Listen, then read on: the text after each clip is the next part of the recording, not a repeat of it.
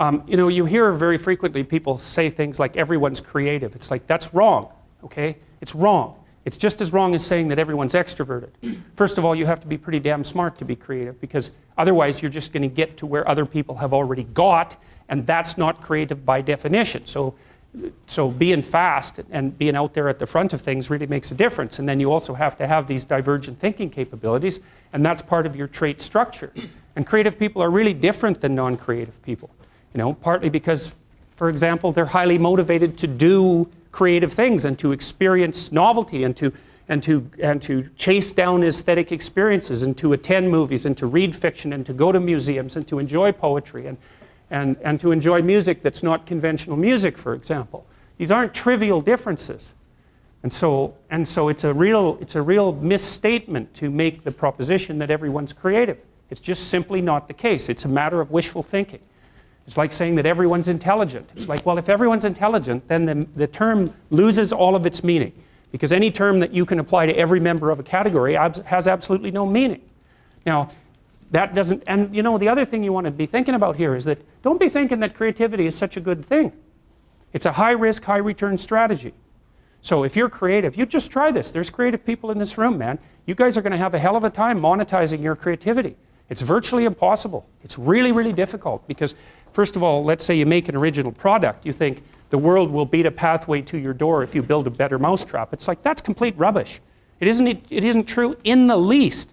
If you make a good creative product, you've probably solved about 5% of your problem.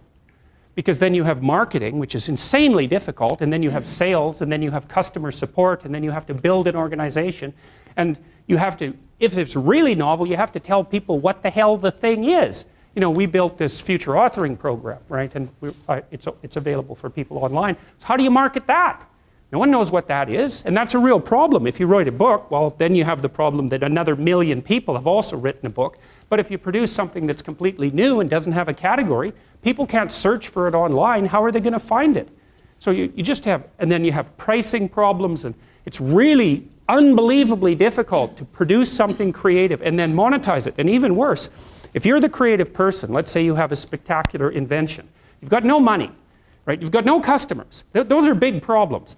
And so maybe you go and you find a venture capitalist. We start with family and friends, because that's how it works. You raise money for your product. You raise money from your family and friends.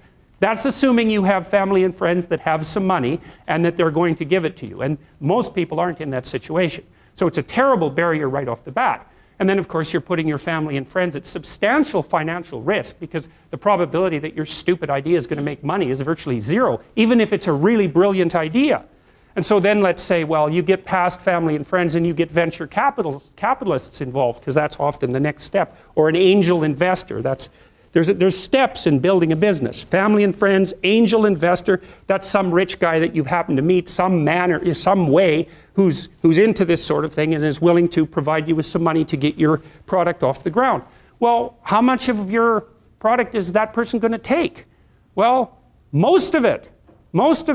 And then if you get a venture, and no wonder, because you don't have any money, how are you going to bargain for control over your product? He'll just say, well, do you want the money or not? And if your answer is no, then he'll go and do something else with his money. It's not like there's no shortage of things that you can do with your money. There's a million things you can do with it. So you're not in a great bargaining position.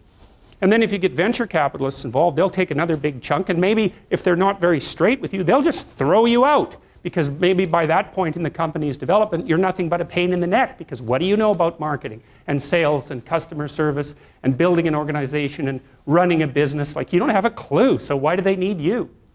So even if you're successful at generating a new idea and you put it into a business, the probability that you, as the originator of the idea, are going to make some money from it is very, very low. So don't be thinking that creativity is something you would want to curse yourself with. Now, it's not all bad, because it opens up avenues of experience for creative people that aren't available to people who aren't creative. But it definitely is a high-risk, high-return strategy. So the overwhelming probability is that you will fail. But a small proportion of creative people succeed spectacularly. And so it's like a lottery in some sense.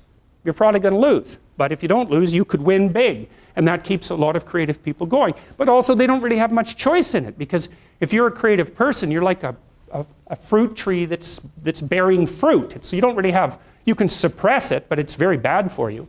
You know, the creative people I've worked with is if they're not creative, they're miserable, so they have to do it. But, and you know, there's real joy and pleasure in it, and psychological utility. But that doesn't necessarily mean that it's an intelligent, it's certainly not a conservative strategy for moving forward through life. So, and you know, whenever I talk to people who are creative, and you guys should listen to this, because I know what I'm talking about. If you happen to be creative, if you're a songwriter or another kind of musician or an artist or any of the other number of things that you might be, find a way to make money and then practice your craft on the side, because you'll starve to death otherwise. Now, for some of you that won't be true, but it's a tiny minority. Your best bet is to find a job that will keep body and soul together and parse off some time that you can pursue your creative thing, because then, well, as a long-term strategy, a medium to long-term strategy, it's a better one. But it's got incredibly difficult for people, musicians for example, it's incredibly difficult for new musicians to monetize their craft, even if they're really, really good at it.